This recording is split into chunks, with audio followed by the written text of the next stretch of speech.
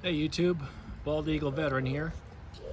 Just wanted to share with you my technique for propagating the Baptist beefsteak begonia.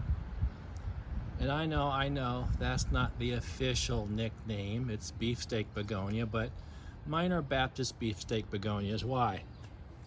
Well, you'll have to like and subscribe, and I'll send you an email with the why. And I think you'll enjoy the why. So first we start off with a cutting. You want to let the cutting harden off on the tip. So just let it set for overnight, and then it'll harden off. That'll help seal it to keep it from getting rot. And then you just stick it in some water. As you can see here, I've got one in water, and it's got roots on it. And I'm not ready to pot that one yet, but we're just going to stick this down here in the water as well. Now, from there, what I like to do sometimes is stick it in a toilet paper roll so that it stays together and the roots tend to go down.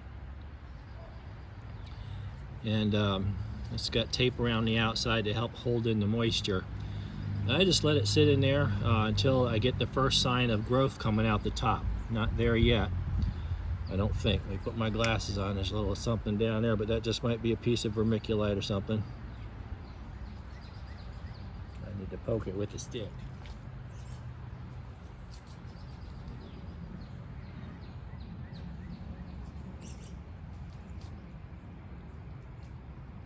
Yeah, it's just a piece of vermiculite. Okay, so that's going to stay like that until I see some growth coming in through the top. And once I see growth coming in the top, it's going to get potted. Now, this is the largest pot that I would use for a new cutting. I stuck this leaf right here. Was just taken out of the mug there, so it's got roots, and I just want to double up on this in this pot to help fill it out a little bit better. But you can see how thick that leaf cutting is already there. The original leaf has already been removed. All these leaves are new leaves since it got repotted. So you go from that. Doesn't that look like a nice red steak? Yeah, with some vein going on. You know, that marbled look. I mean, are you hungry yet? All right, so when these leaves get a lot bigger, they'll get this big and just fill right up as they mature. And wait till I show you the final product.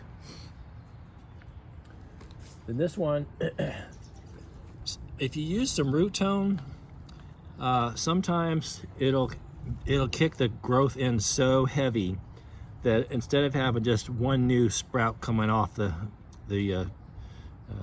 starter leaf, it'll have a couple, and it'll just be all like that underneath there. And it'll be so thick, so much growth, so many starts, so many new stems coming up. And you see how small these leaves are?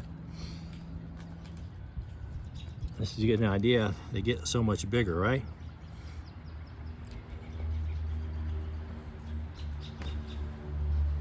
Then this one right here, it has let's see, 1, 2, 3 sprouts coming up from the original rooting. And I try to rotate it in the sun a little bit so that try to get those stems to come up slightly different angle to try to fill in the pot a little bit better. But ideally, the leaves are just going to shoot out to get the sun, get as much light as they can anyway. So don't know how necessary that is. Now, I water these. I'll stick my finger in there if it feels cool to the touch, or I can feel the moisture on my finger. I leave it alone. I don't water it at all until it actually it actually feels dry on the top. So just a tip there. And of course you can always test the pot as well. This pot has some good weight to it, so I know it's got plenty of moisture. All right, now the big reveal. Let me back you up so you can see the big reveal. I have a plant that I started last year. Well, let me say probably 18 months ago. Okay, so this is the jar is just a couple of weeks. Those cuttings are a couple of weeks.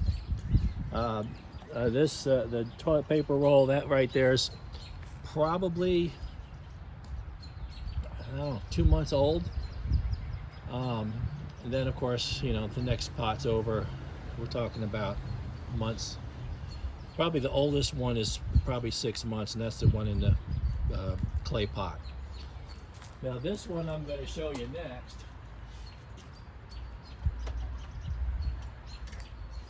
is 2 years old. What do you think? It did bloom this year, but it was just a small spike, and it didn't even come up past the leaves. But so 2 years old. I put them in hanging pots because the leaves kind of droop over the sides, and I think it's a good way to display it. Let me hold it up again for you. Got some undergrowth here that's dying off.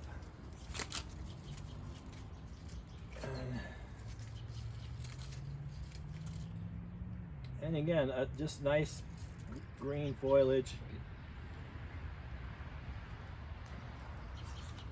Bring us a little closer. You can see the stems, how thick they get in there, and they start just going over the side of the container. Anyway, they're lovely plants. Please like and subscribe. I want to send you my Baptist beefsteak begonia report. Now, if you take one of these leaves that's looking kind of bad and just pot it, you can use that leaf to start your next plant for a family member, a loved one. But the leaves that don't look good, I either just use those to repot, or I just pluck them off and keep everything looking nice and darker green, and stuff that's just not quite making it, I just help the plant to finish it off. That's all. All right, so thanks for watching.